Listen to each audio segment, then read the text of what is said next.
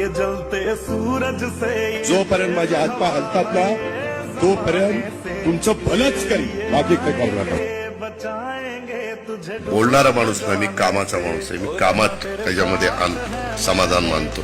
छूने तेरे हाथ कोणीतरी स्वतःला फार मोठ्या बापाचा समजला तर आम्ही पण मोठ्या काकाचा पुतणे आहे.